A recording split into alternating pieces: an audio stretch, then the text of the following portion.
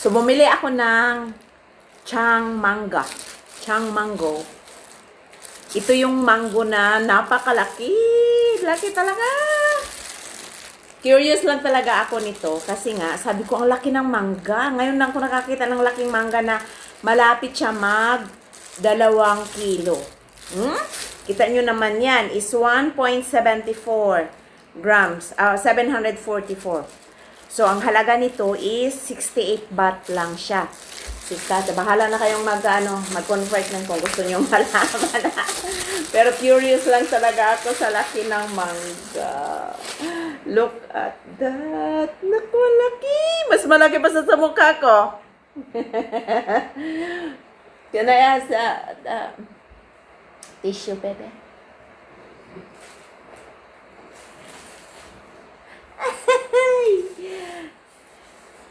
Kung walang hingi pa ako ng tissue ni Bob. Ang laki talaga. Yan oh.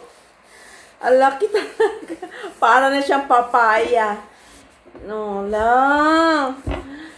Tinatawag kasi ito siya na Chang Mangga. So ngayon, titikman ko kung anong lasa. Kasi nga first time kong kumain ng ganito. Hindi pa naman siya hinog. Pero iwan ko, ang laki talaga. Oo, laki.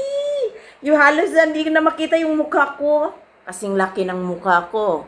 Ayan, ang laki niya. Ang laki niya talaga, mangga.